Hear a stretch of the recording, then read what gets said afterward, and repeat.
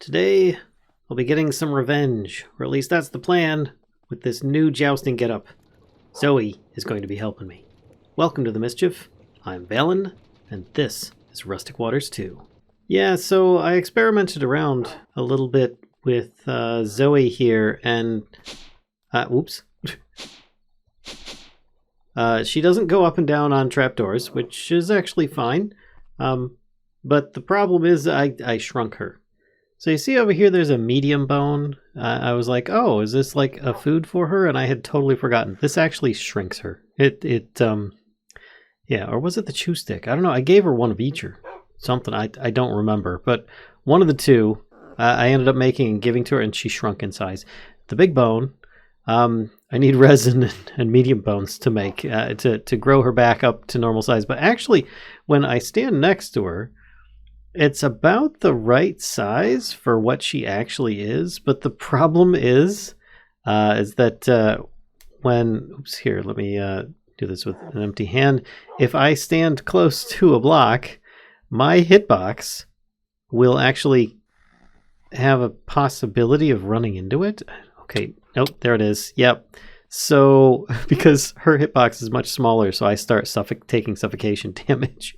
Why don't you stay there for a moment there, Zoe? I also ended up making her a little cape because they said that, you know, it's required, and sunglasses, of course, because Zoe's just that cool of a pup. I made a silver lance as well so that I can do extra bonus damage while mounted. I don't know if being mounted on Zoe is a good idea, but we're going to try it and see if we can get some vengeance on the previous mobs. And I realize there are tons of different ways I can go about this, but there are a few things that I'm going to bring along besides just this. First and foremost, I've upgraded my armor to steel, which is a little bit better than what I had before. At least it has some more armor toughness, so maybe I won't take that huge spike damage from that one illager with an axe that took away 10 hearts in one hit. Yes, I looked this back up on editing, and that was ridiculous. Another thing is a Gluttony charm. I'm going to see if I can just put this... a necklace slot? No. Oh gosh. Why some of these things don't automatically default to this, I don't know.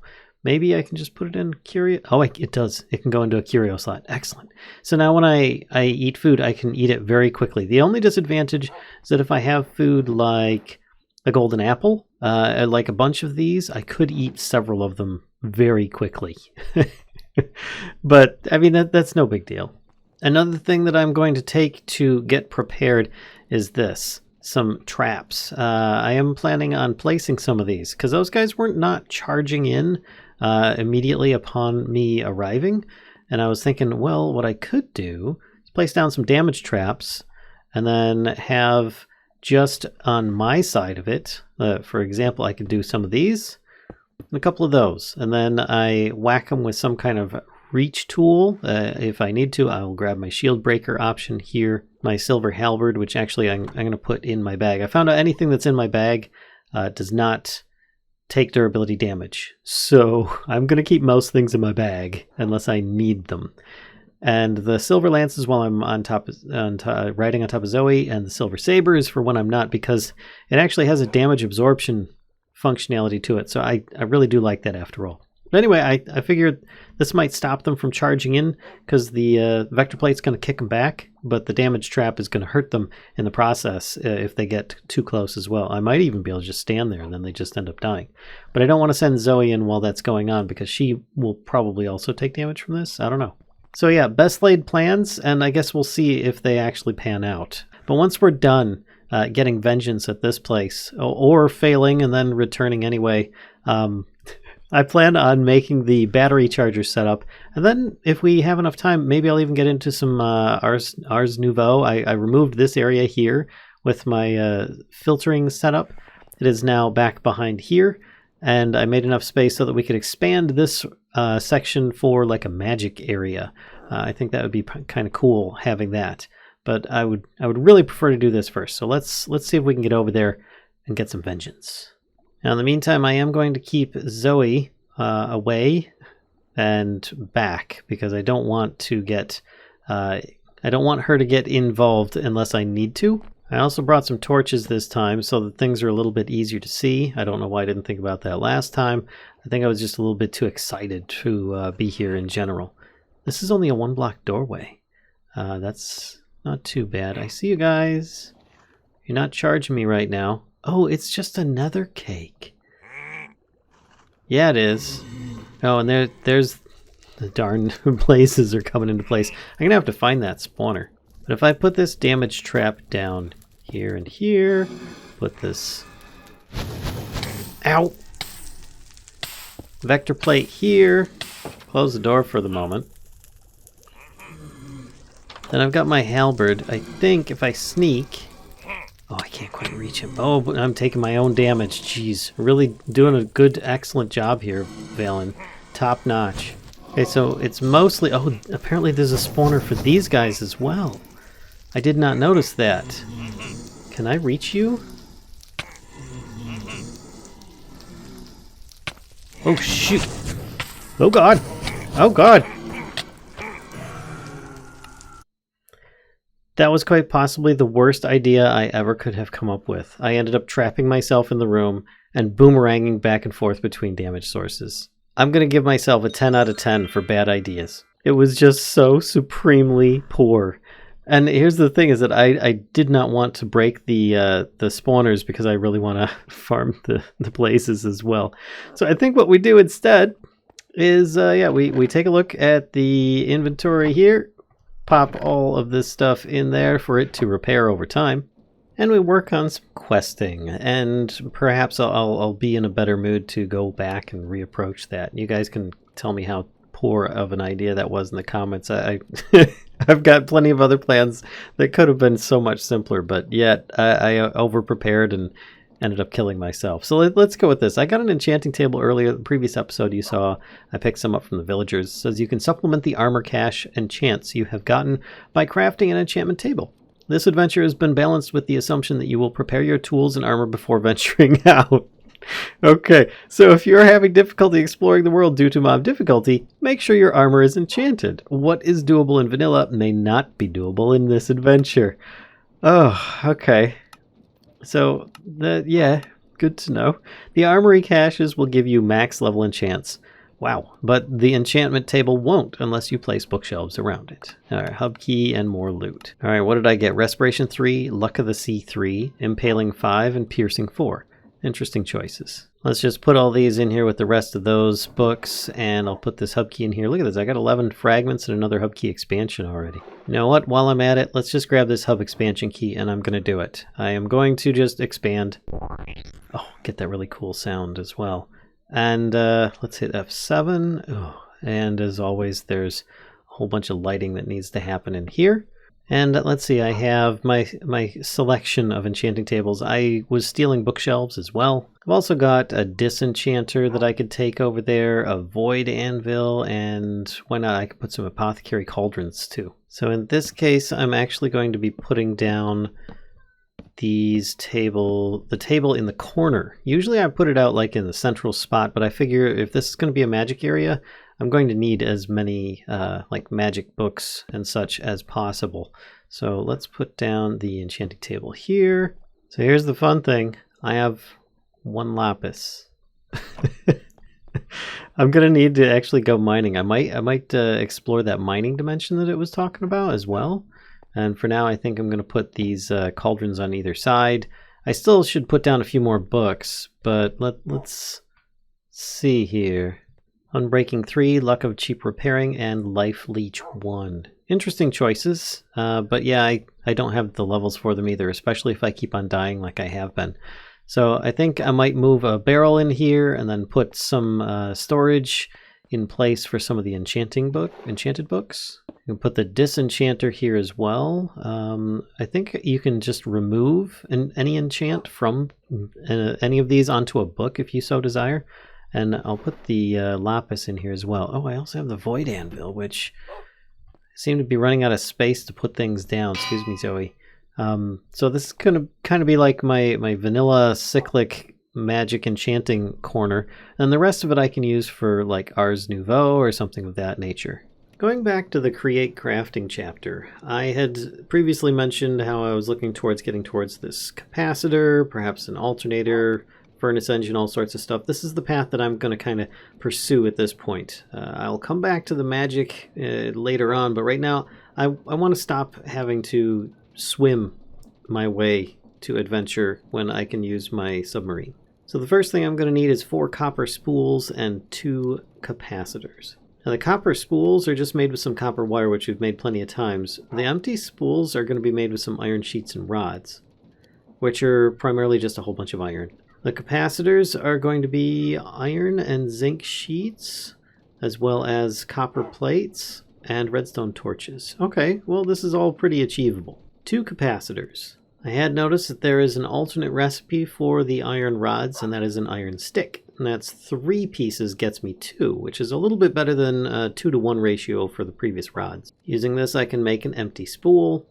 Then just taking a bunch of the copper wire, I can make copper spools. That completes this quest, and I get a 10 coin.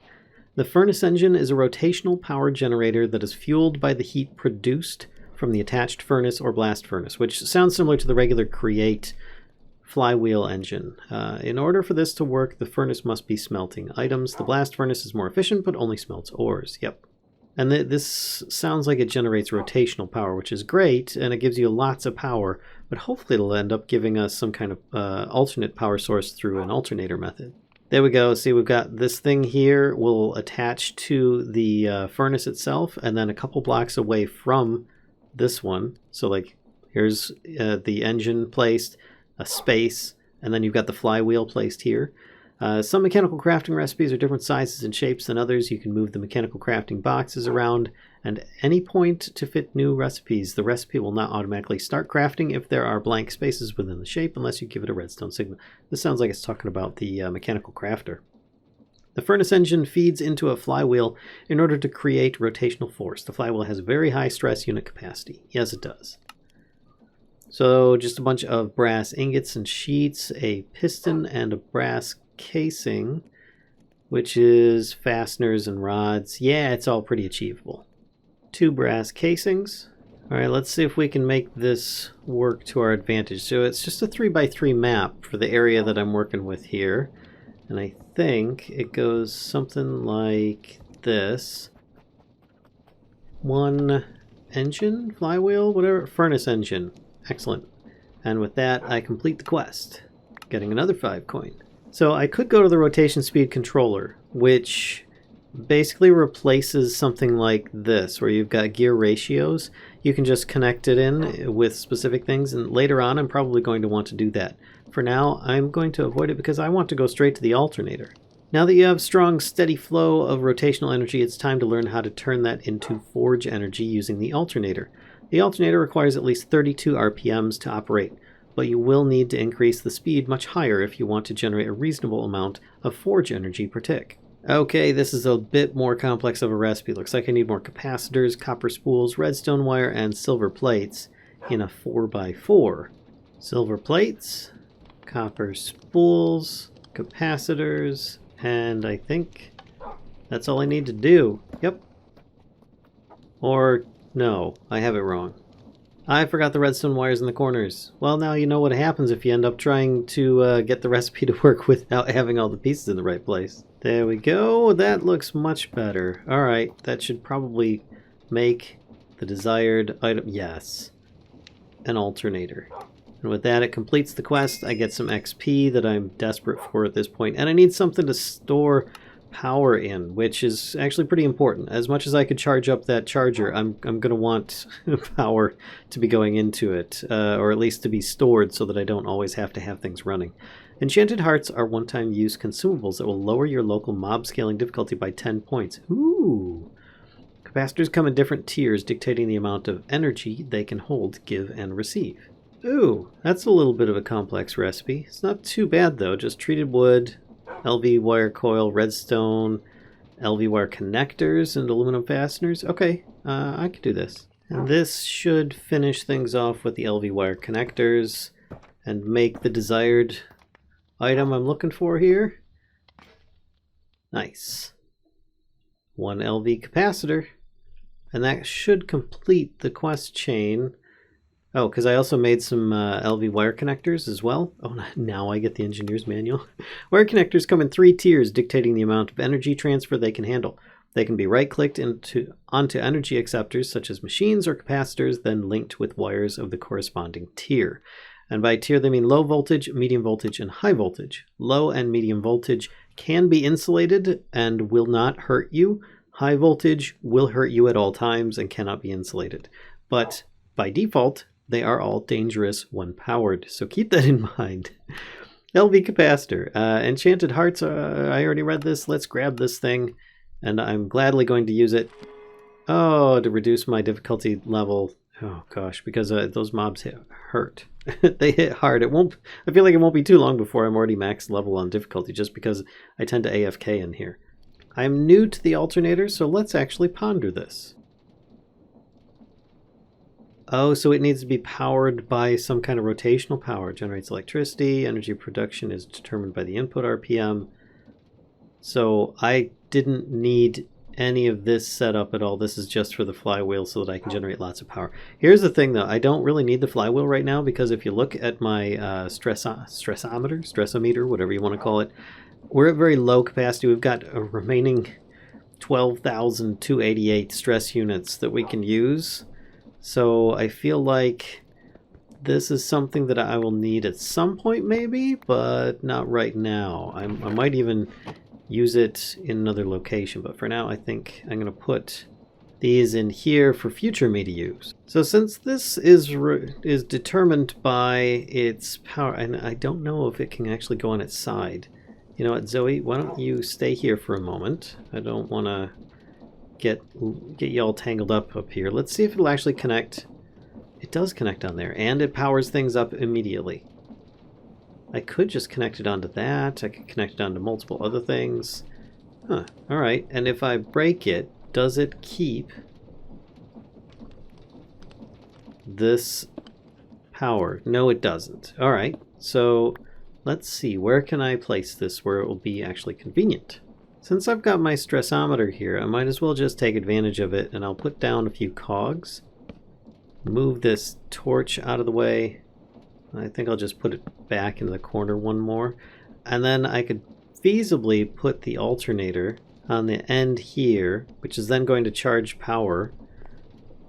And I don't know how it actually connects. If I use an LV connector on the side of it or something like that.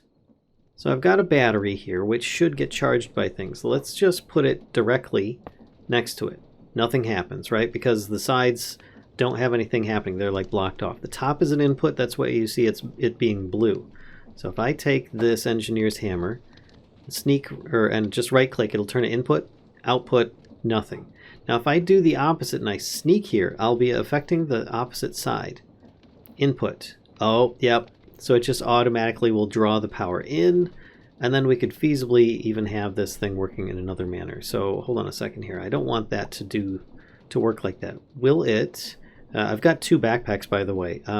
One of which I've got down here for my tools and stuff like that. And then the other one, if I don't hold that one, hit sneak E, is my regular one, which I have set to pick up. If you look here, this one is auto pickup disabled. This one here is currently on my back in my backpack slot, which has really been convenient for just picking things up automatically. But if I put this here, it'll probably keep its information. Yeah, see, there's an input on that side now. Let's change that to off.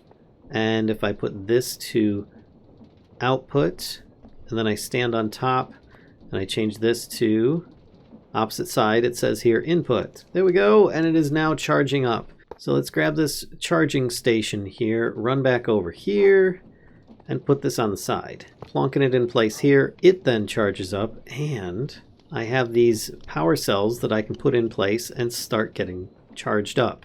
Now, these little puffs of smoke at the front here, usually when they're green, then the battery is fully charged. Alternately, you can just click on it to take it out and check. Yeah, energy 26%. So this is it's gonna be a while.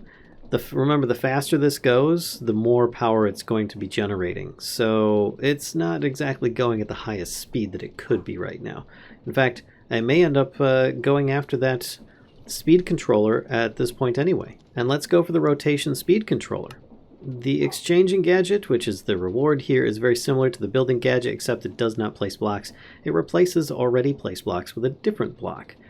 That can be really useful. The rotation speed controller lets you raise or lower the rotational speed coming from your flywheel or any other rotation generator.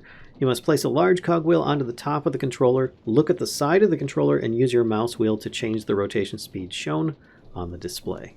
Okay, so this is going to be a little bit more interesting. It's got a miniature crafting thing of a precision mechanism.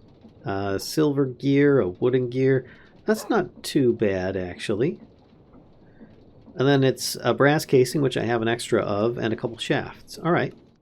One precision mechanism and one rotation speed controller. Now, it by itself is not going to be sufficient. Like it said, it needs a large cogwheel. So let's put this down. And like it said, it's got the speed on the side there. This, at the top, is going to be whatever speed you have going on the side. So if I use my mouse wheel to increase it to 256, this is going to be spinning at 256 RPM.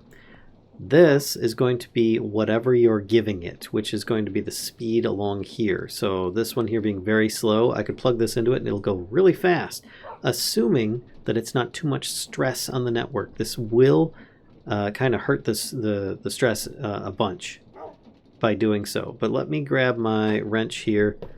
We can grab these parts and we can see if we can hook this up in a much more favorable manner. Let's just put it here for now. If I grab one of these large cogwheels, I can right click on there, and if I speed this up a lot, there we go, you can see that is going in immensely faster. By putting a few of these in place, I should be able to then reconnect this to other things that I had like before. Then we can put the alternator on here. Oh wow, and that charges up so much faster now. We can put the capacitor up against it, and of course we are going to have to kind of change some of the sides on here as before. We're going to have it output going up this time, and the back is going to be an input. Then we're going to put down the charging station on top of that. And this should act as a buffer, allowing me to store a whole bunch of power. And as you can see, it's currently charging that up quite nicely. There we go. And just by letting that do its thing, yeah, 28%. So I feel like this is actually still going to be pretty slow because this alternator, it can have the power generated quickly, but for some reason this LV capacitor, it just cannot pull out the power fast enough from the alternator. Or is that the case actually? Because I'm not seeing any power in either of these things right now. That's kind of weird. And just because I'm curious to know how things are looking on here, how's this? Yeah, we're reaching a lot closer to our maximum stress capacity because we've got this thing running so fast. I've got 5 20 coins, which I can use with Boolyman over here. Not you, Deveria. You're kind of blocking access. To buy myself some advantage, or at least a small amount. One is I could just get an overworld cake. It's a 20 coin. I think that's probably a good idea, just because I can make those. It's a regular cake and stuff, but I really don't want to go out and go like grab cows and stuff like that. I fear that one or more of my pets may end up eating it. But if I go up here, you can see I've got an activated idol of sacrifice, which gives 10 levels of XP, a heart crystal, which increases my maximum health, and a power crystal, which increases my base attack damage. They're both really good, and I feel like having the extra health is really going to help me right now. So I'm probably going to go with 2 of those. Get myself. You need 10 XP levels to use this. Oh no, that used my XP. Of course it did. Oh, my diet percentages are so terrible right now. Well, This is something that I will definitely be using in the future, once I get enough XP levels. But I was thinking that I could go into the Dark Caverns, perhaps get myself a little bit of lapis, maybe some other stuff. I'm not entirely sure, but let's see. 9 portal frames. Dark Caverns is a dimension void of light, but just damp enough for mushrooms to thrive. It's ripe with ores of nearly all types, including those not easily found in the overworld. It has ores such as gold, which I have a very small amount, Certus quartz, lapis, and more. And I got a quantify key. That's kind of nice. All right, 9 portal frames. What are these made of? Nickel and ice. Okay, and that makes 3. A bunch in here.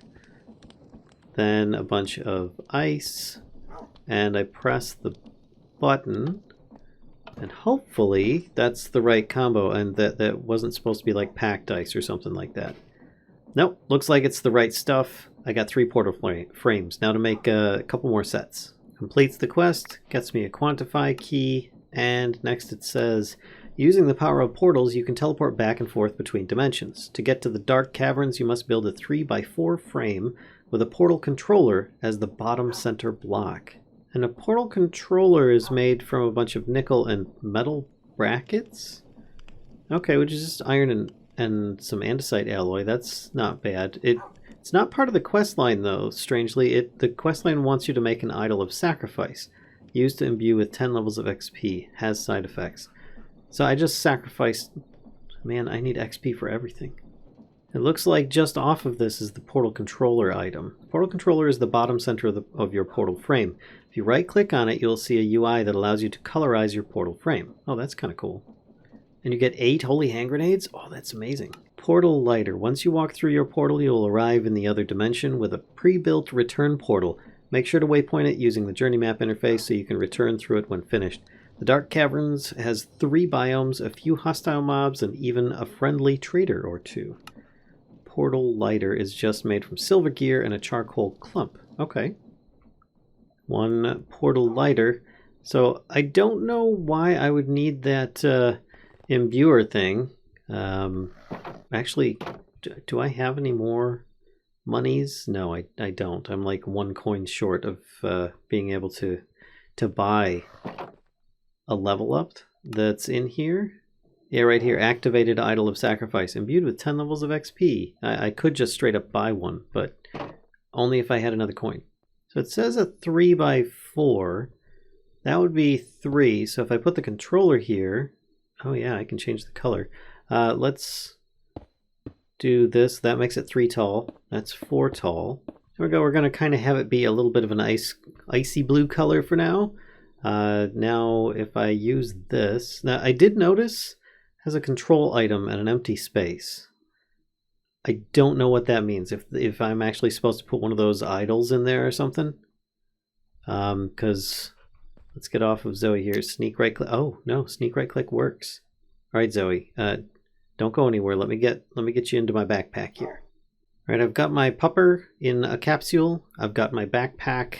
I've got my other backpack that automatically picks things up empty. Got my time in a bottle, 1 steel paxel, a silver lance, and a willingness to go. So, I think we're going to call it here. I hope you guys enjoyed this video. If so, please be sure to give a like, comment, subscribe, click the notification bell, and until next time, please be sure to, choose one of these videos on the screen if you want to check out other ones. Otherwise, I'll be seeing you on the other side. Bye.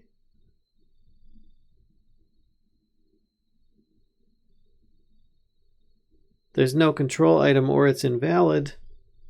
Oh man, looks like I am going to have to farm for 10 levels.